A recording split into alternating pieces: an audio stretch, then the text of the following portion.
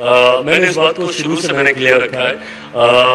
मेरा राजनीति में आने का कारण ही बिहार रहा है और मैं राष्ट्रीय राजनीति, unlike my father who was very clear and he was very focused that he want to be in the central politics, मैं अपने आप को राज्य की राजनीति में मैं ज्यादा देखता हूँ।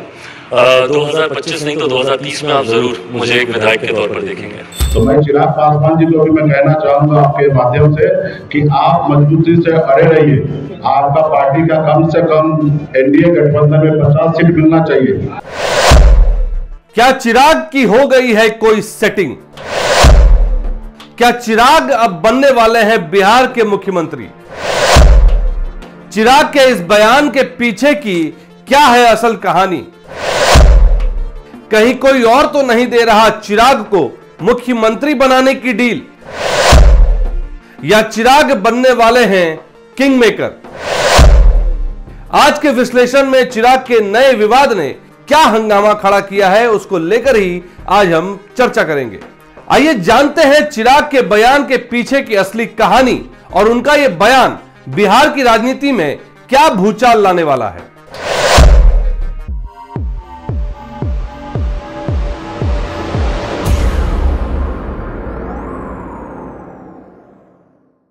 आज की बड़ी खबर, केंद्रीय मंत्री और लोक जनशक्ति पार्टी रामविलास के अध्यक्ष चिराग पासवान का सनसनीखेज बयान एक निजी अखबार में निजी चैनल को दिया गया।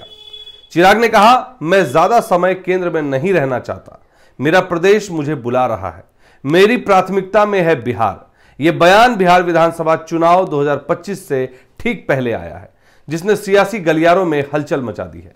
सवाल यह है कि चिराग का यह बयान एनडीए में क्या बहस छेड़ेगा, बिहार की सियासत इसे कैसे देख रही है, राजनीतिक विश्लेषक इसे किस नजरिए से देखते हैं और क्या विपक्षी दल इस बयान का फायदा उठाने की फिराक में है? क्या एनडीए इससे कमजोर होगी? आइए इन सभी पहलुओं पर विस्तार से बात करते हैं और समझते हैं कि चिराग का ये कदम बिहार की सियासत को कैसे प्रभावित कर सकता है।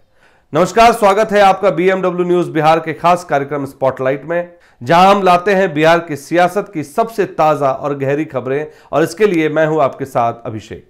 सी वोटर के सर्वे में बढ़ते हुए चिराग पासवान की लोकप्रियता के बाद उनका यह बयान बिहार विधानसभा चुनाव से पहले एनडीए में दो प्रमुख मुद्दों पर बहस को जन्म दे सकता है: सीट बंटवारा और नेतृत्व की भूमिका। बिहार में एनडीए गठबंधन में बीजेपी, जेडीयू, लोजपा, हिंदुस्तानी आवाम मोर्चा यानी कि हम और राष्ट्रीय लोक मोर्चा शामिल हैं। चिराग की पार्टी लोजपा रामविलास ने 2024 के लोकसभा चुनाव में 5 सीटों पर 100% स्ट्राइक रेट हासिल किया, जिसने उन्हें गठबंधन में मजबूत स्थिति दी है। चिराग ने स्पष्ट किया है कि वे नीतीश कुमार के नेतृत्व में चुनाव लड़ेंगे। पिछले कुछ दिनों के उनके बयान को अगर आप देखें, लेकिन उनका बिहार पर फोकस ये संकेत देता है कि वे विधानसभा में बड़ी हिस्सेदारी चाहते हैं। सीट बंटवारे पर बहस तब और गर्म होगी जब चिराग अधिक सीटों की मांग करेंगे।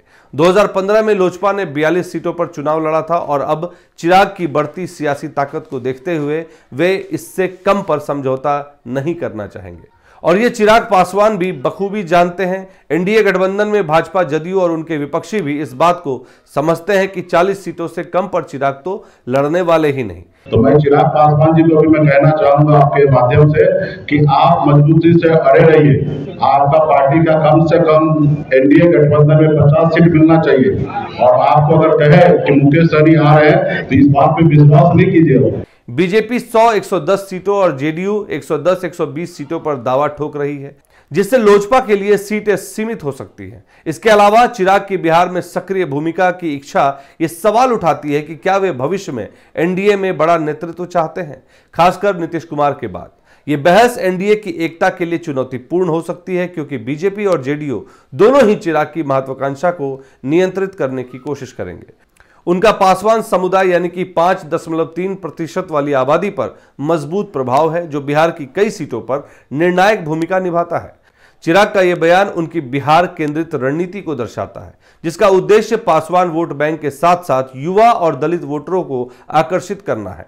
2020 के विधानसभा चुनाव में चिराग ने एनडीए से अलग होकर चुनाव लड़ा था, जिससे जेडीयू को कई सीटों पर नुकसान हुआ, लेकिन उनकी पार्टी को केवल 1 सीट मिली। इस बार चिराग ने नीतीश कुमार के नेतृत्व को स्वीकार कर लिया है, जो उनकी रणनीति में बदलाव को दर्शाता है। सियासी गलियारों में चर्चा है कि चिराग अपनी पार्टी को बिहार में क्षेत्रीय ताकत के रूप में स्थापित करना चाहते हैं, जो उनके पिता रामविलास पासवान की विरासत को आगे ले जाएगा। हालांकि उनके चाचा पशुपति पारस का हाल ही में एनडीए छोड़ना और महागठबंधन की ओर झुकाव कुछ पासवान वोटों को प्रभावित कर सकता है। विपक्षी गठबंधन यानी महागठबंधन, आरजेडी, कांग्रेस और वामपंथी दल चिराग के बयान को एनडीए में दरार के अवसर के रूप में देख रहा है। महागठबंधन के लिए यह विन विन सिचुएशन है। अगर 2020 की तरह चिराग एक्टिव हो गए तो जदयू का तो इस बार बंटाधार हो ही जाएगा, लेकिन सबकी नजरें नीतीश कुमार के बेटे निशान पर आ टिकेंगी कि उनका क्या होगा। बात करें 2024 की, तो उस समय महागठबंधन ने चिराग को बिहार में 8 और यूपी में 2 सीटों का ऑफर दिया था, जिसे उन्होंने ठुकरा दिया। अब इस बयान के बाद आरजेडी और कांग्रेस फिर से चिराग को लुभाने की कोशिश कर सकते हैं। आरजेडी का मानना है कि चिराग पासवान वोट बैंक में सेंध लगा सकते हैं, जो एनडीए के लिए बड़ा झटका साबित होगा। 2020 में महागठबंधन ने 110 सीटें जीती थी, जो बहुमत से केवल 12 सीटें कम थी। यदि चिराग महागठबंधन में शामिल होते हैं या अलग चुनाव लड़ते हैं तो यह एनडीए के लिए चुनौती हो सकती है। हालांकि चिराग की बीजेपी के प्रति निष्ठा और नीतीश के साथ तालमेल को देखते हुए यह संभावना कम लगती है। विपक्ष इस बयान को एनडीए में असंतोष के रूप में प्रचारित करेगा, खासकर तब जब तेजस्वी यादव हाल ही के सी वोटर में सीएम पद के लिए पहली पसंद बनकर उभरे हैं। चिराग के बयान से एनडीए में तात्कालिक कमजोरी की संभावना कम है। बीजेपी और जेडीयू दोनों चिराग की अहमियत को समझते हैं, खासकर पासवान वोट बैंक के कारण। 2024 में चिराग को 5 सीटें देकर बीजेपी ने उनकी ताकत को स्वीकार किया था। चिराग ने भी कहा कि वे गठबंधन में 100% स्ट्राइक रेट बनाए रखना चाहते हैं, जो उनकी एनडीए के प्रति प्रतिबद्धता को दर्शाता है। हालांकि अगर चिराग की मांगे जैसे अधिक सीटें या बिहार में बड़ी भूमिका पूरी नहीं हुई तो गठबंधन में तनाव बढ़ सकता है और एक नया गठबंधन शुरू हो सकता है, जिसमें चिराग पासवान, आरजेडी यानी कि महागठबंधन, कांग्रेस और नए उभरते हुए सितारे बिहार के प्रशांत किशोर भी शामिल हो सकते हैं। पशुपति पारस का एनडीए छोड़ना पहले ही एक झटका था, लेकिन चिराग ने पासवान वोट बैंक को बरकरार रखा। बीजेपी और जेडीयू को चिराग को संतुष्ट करने के लिए संतुलित रणनीति अपनानी होगी, वरना पासवान वोटों का बिखराव एनडीए के लिए नुकसानदायक हो सकता है। मैंने इस बात को शुरू से मैंने क्लियर रखा है। मेरा राजनीति में आने का कारण ही बिहार रहा है और मैं राष्ट्रीय राजनीति, unlike my father who was very clear and he was very focused that he want to be in the central politics, मैं अपने आप को राज्य की राजनीति में मैं ज्यादा देखता हूँ। 2025 नहीं तो 2030 में आप जरूर मुझे एक विधायक के तौर पर देखेंगे।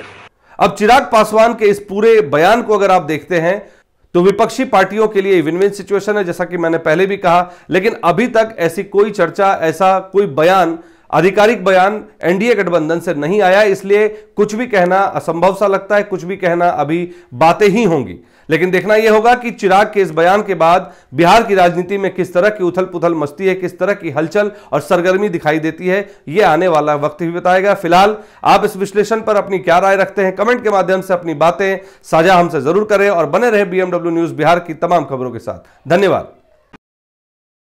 सूर्या हॉस्टल, एक बार अपने बच्चे को जरूर भेजें। सीमांचल का सर्वश्रेष्ठ हॉस्टल, 4ठी कक्षा से 10वीं तक, कोचिंग एवं ट्यूशन निःशुल्क, बेहतरीन और हर सुविधा से लबरेज। हमारा पता है दलन कटिहार। संपर्क करें 7903-464641 पर। हमारा वीडियो अगर आपको अच्छा लगा हो तो आप हमारे वीडियो को लाइक करें, शेयर करें और हमारे चैनल को सब्सक्राइब जरूर करें।